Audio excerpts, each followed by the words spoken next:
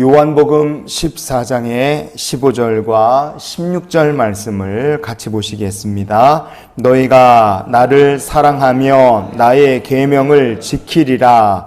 내가 아버지께 구하겠으니 그가 또 다른 보혜사를 너희에게 주사 영원토록 너희와 함께 있게 하리니. 아멘.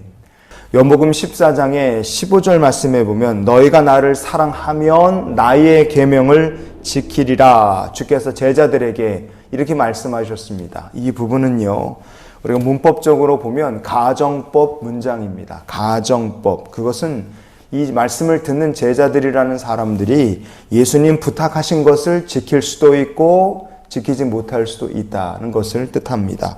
또한 무엇을 알 수 있느냐? 우리는 제자들을 향하신 주님의 마음과 예수님을 향하신 제자들의 마음이 이게 같지 않다, 다를 수 있다는 것을 이 가정법 문장을 통해서 알 수 있다 하는 점입니다.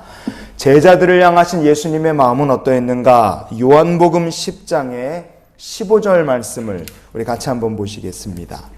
아버지께서 나를 아시고 내가 아버지를 아는 것 같이 나는 양을 위하여 목숨을 버리노라. 아멘. 요한복음을 보면 예수님께서 선한 목자는 양을 위해 목숨을 버린다. 나는 양을 위하여 목숨을 버린다. 이렇게 자기 생명을 다하여 제자들 사랑하시고 하나님 나라 백성들을 사랑하실 이야기를 주님이 거듭 말씀하십니다. 제자들을 향하신 예수님의 사랑은 어떠한가? 조건 없는 사랑이에요. 생명까지도 내어놓는 사랑이십니다. 그런데 제자들은 달랐습니다. 성령을 받기 전에 제자들은 어떠했느냐? 제자들의 대표격이라 할 수 있는 베드로 같은 사람은 주님과 함께 했던 이 6월절 만찬 자리에서 이렇게 호언장담을 합니다. 요한복음 13장의 37절을 우리가 이어서 보시겠습니다. 베드로가 이르되 주여 내가 지금은 어찌하여 따라갈 수 없나이까? 주를 위하여 내 목숨을 버리겠나이다. 그랬어요.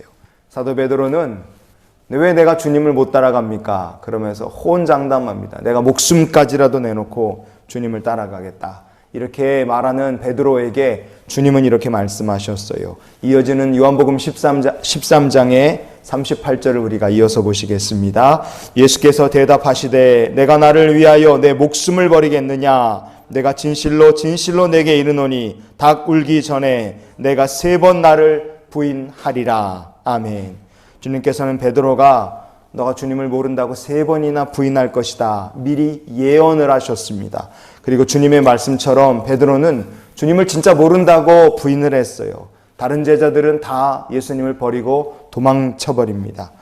예수님을 향한 제자들의 마음은 어떠했느냐? 그들은 주님을 사랑한다. 호언장담을 했어요. 우리가 주님을 따라갈 수 있다. 자신들의 믿음을 자랑했습니다. 확신했어요. 그러나 제자들은 주님을 따르는 것이 자신에게 손해가 되고 어렵고 심지어 목숨의 위협이 된다 느낄 때 그들은 미련 없이 예수님을 버리고 주랭랑을 쳐버렸습니다.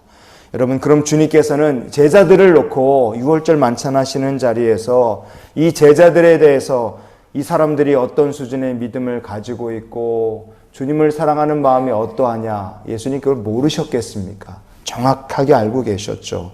제자들을 향한 주님의 마음과 그리고 예수님을 향한 제자들의 마음은 같지 않다는 것을 주님은 너무나 알고 계셨습니다. 참 아직도 부족하고 믿음 없고 연약하고 서로 누가 높냐고 싸우고 이는 이 어리석고 연약한 제자들에게 그럼에도 주님은 이렇게 말씀하셨다는 게 중요합니다. 요한복음 14장의 16절을 우리가 같이 읽어보시겠습니다. 내가 아버지께 구하겠으니 그가 또 다른 보혜사를 너희에게 주사 영원토록 너희와 함께 있게 하리니. 아멘. 주님께서는 제자들에게 보혜사 성령을 주시기를 아버지께 간구하시겠다. 그렇게 말씀하셨습니다.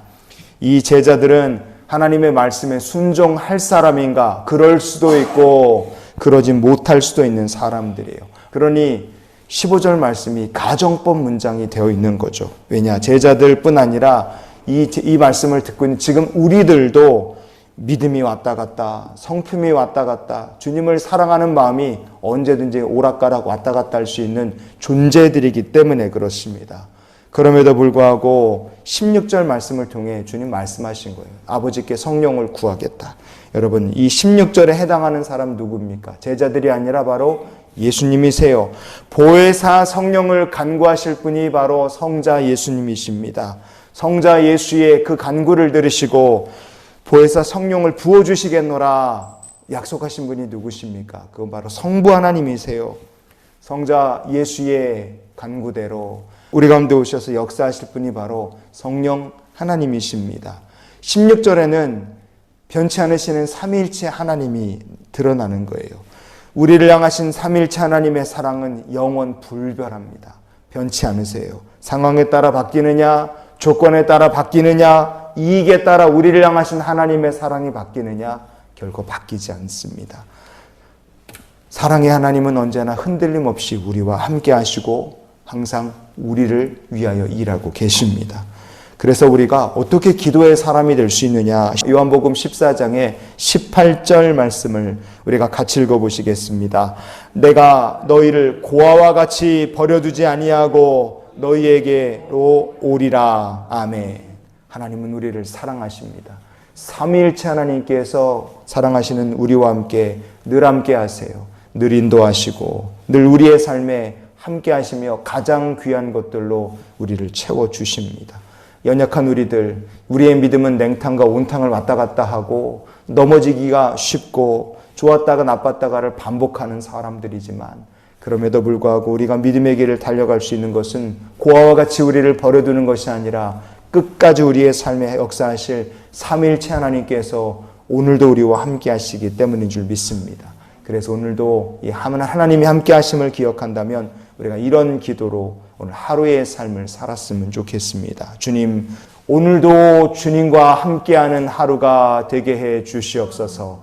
우리는 변덕스럽고 우리의 믿음은 냉탕과 온탕을 왔다 갔다 하고 넘어지기를 반복하는 부끄러운 믿음입니다. 그럼에도 불구하고 계명을 지킬 수 있고 천국을 향하여의 믿음의 여정을 끝까지 달려갈 수 있는 것은 늘 우리와 함께 하시는 주님, 고아처럼 내버려 두지 않으시는 삼위일체 하나님이 계시기 때문인 줄 믿습니다. 그 하나님의 변함없는 사랑을 힘입어 오늘도 힘을 얻고 오늘도 믿음의 길을 달려가시는 주의 백성들이 다 되시기를 예수님의 이름으로 축원을 드립니다.